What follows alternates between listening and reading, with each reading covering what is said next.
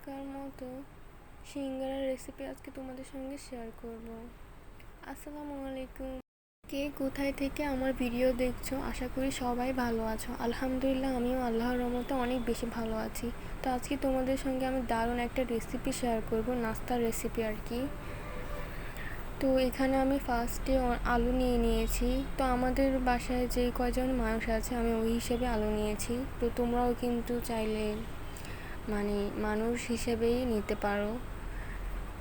তো এখানে ফার্স্টে আমি আলুর চামড়াগুলো ছিলে নিয়েছিলাম। এরপর আমি সুন্দর করে কুচি কুচি করে নিতেছি। তোমরা চাইলে তোমাদের মন মতো করে নিতে পারো সাইজ আর কি।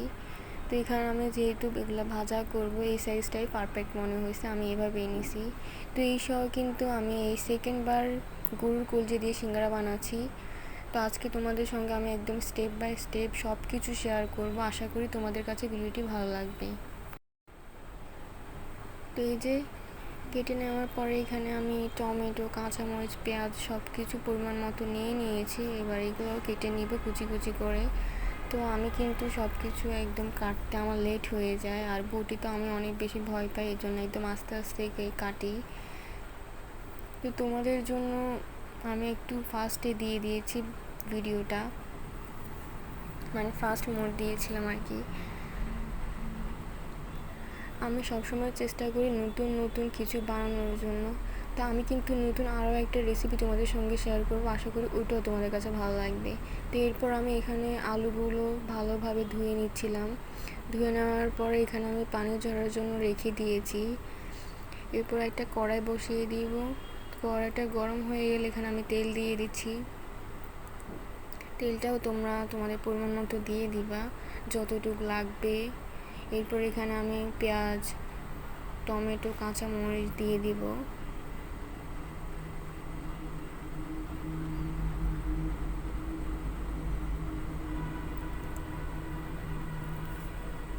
এরপর এগুলো আমি একদম ভালোভাবে ভেজে নিব। টমেটোটা তো কিন্তু গলে নিবা, গলে নিলে বেশি বেটার। পরিমাণ মতো হলুদ, মরিচ, লবণ, মশলা সব কিছু আমি দিয়ে দিচ্ছি এখানে সব কিছু ভেজে নেওয়ার পর আমি অল্প পরিমাণে পানি দিয়েছি। এরপর আলুগুলো মিক্স করে নিব। এরপর একটু নেড়ে আমি এখানে ঢাকনা দিয়ে দিব। তো এখানে প্রায় আমার আলুগুলো হয়ে এসেছে, তোমরা দেখতেই পাচ্ছ। আর কালারটা জাস্ট ওয়াও হয়েছে, দেখো অনেক সুন্দর হয়েছে মাশাআল্লাহ। এগুলো কিন্তু এমনি রুটি দিয়েও খেতে অনেক বেশি মজা হবে। তো এরপর এখানে আমি চলে আসি আমার ডোটা বানানোর জন্য। তো তোমরা চাইলে কিন্তু আটা ময়দা দুটোই দিয়ে বানাতে পারো। আমার কাছে আটা ছিল, এই জন্য আমি আটা দিয়ে বানাবো। এখানে আমি পরিমাণ মতো কালি জিরা নিয়েছি, যেহেতু আমাদের সবারই কিন্তু কালি জিরা একটু পছন্দ বেশি। তো যারা কালিজিরা খাইতে পছন্দ করো না তারা চাইলে কিন্তু স্কিপ করতে পারো। আর তোমরা চাইলে কিন্তু এখানে গাজরও অ্যাড করতে পারো, সবজিটার মধ্যে আর কি। আমি গাজর দিই নাই। এখানে আমি পরিমাণ মতো নিয়েছি লবণ। লবণের পরে আমি কিন্তু এখানে 1 চামচের মতো তেলও দিয়েছিলাম, যেটা আমি ভিডিও করতে ভুলে গিয়েছিলাম। তোমরা কিন্তু তেলটা মাস্ট দিবা, কারণ তেলটা যদি না দাও তাহলে কিন্তু ডোটা ভালোভাবে সফট হবে না। এরপর এখানে আমি একদম ভালোভাবে মিক্স করে নিচ্ছি সব কিছু, যতক্ষণ না পর্যন্ত সব কিছু ভালোভাবে মিক্স হয়ে যাবে ততক্ষণ পর্যন্ত একদম মলে নিবা তোমরা। আর আমার আটাটা কিন্তু অনেক বেশি সফট হয়েছে। এই যে এখানে আমার আটা মলা একদম শেষের দিকে আর হয়ে গেছে আমার ডোটা। এখন আমি যে যেগুলো নিয়েছি এগুলো একদম সুন্দর করে কুচি কুচি করে নিয়ে নেব। তোমরা চাইলে কিন্তু চিকেন দিয়েও করতে পারো, তোমাদের ইচ্ছা এটা। আমি কিন্তু গরুর কলিজাই নিয়েছি, আর এটা দিয়ে কিন্তু অনেক বেশি ইয়াম্মি হবে। এরপর আমি কুচি করা কলিজাগুলো একদম ভালোভাবে আলুর সাথে মিক্স করে নেব, যাতে বাইটে বাইটে তোমরা আলুর আমরা স্বাদ পাই আর কি। তো এরপর আমি আমার ডোটা এভাবে লম্বা করে নিয়ে এরপর আমি ছুরি দিয়ে কেটে নিতেছিলাম আর কি সাইজ মতো। তো এভাবে কেটে নেওয়ার পর আমি গোল গোল করে নিয়ে ফেলেছি। এরপর আমি বেলে নিব। তো আমি একদম বড়ও করব না, একদম ছোটও করব না, মাঝারি রেখেছি। আর সিঙ্গারার জন্য এই সাইজটাই কিন্তু পারফেক্ট। তো সিঙ্গারাটা যেহেতু একদম ছোটো না বড় না, এটাও কিন্তু একদম মাঝারি রেখেছি আমি। তো তোমরা কি করবা, মাঝে এভাবে কেটে নিবা ছুরির সাহায্যে।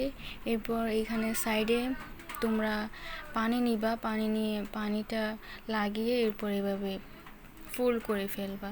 এই যে সুন্দর আমাদের সিঙ্গারার জন্য এইটা এইভাবে করে নিতে হবে। এরপর তোমরা এভাবে আলু দিয়ে দিবা, আলু দেওয়ার পরে আবার সেম প্রসেসে কিন্তু তোমরা দুই সাইডে আবার পানি লাগিয়ে নিবা। সেম প্রসেসে আমি কিন্তু সবগুলো এভাবেই করে নিব। এই যে আমার সিঙ্গারাগুলো রেডি। এরপর এগুলো ভাজার জন্য আমি দিয়ে দিব। তোমরা কিন্তু সবসময় লো ফ্লেমে রাখবা, লো ফ্লেমে যদি না রাখো, চুলার আঁচটা যদি বাড়িয়ে দাও তাহলে কিন্তু পুড়ে যাবে আর ভিতরে থেকে যাবে কাঁচা, বুঝছো? তোমরা কিন্তু এই ট্রিকটাই ট্রাই করবা। এরপর আমার সিঙ্গারাগুলো আস্তে আস্তে হয়ে যাচ্ছে, এই যে দেখছো লালচে লালচে, আমি কিন্তু মুচমুচে করে করেছি। আজকের ভিডিওটি তোমরা কেমন লেগেছে, তোমাদের কাছে এই রেসিপিটা কেমন লেগেছে আমাকে কিন্তু অবশ্যই তোমরা কমেন্ট করে জানাবা। আর এমন ভিডিও যদি তোমাদের কাছে ভালো লেগে থাকে অবশ্যই আমি নেক্সট ভিডিওতে আরও সুন্দর সুন্দর রেসিপি করার চেষ্টা করব। এই যে আমার সিঙ্গারা একদম রেডি, আর খেতে তো অনেক বেশি মজা হয়েছে। তো আজকের জন্য কিন্তু এই পর্যন্ত। সবাই ভালো থেকো, সুস্থ থেকো, আর লাইক কমেন্ট শেয়ার করে দিবা ভিডিও যদি ভালো লেগে থাকে। আল্লাহ হাফেজ।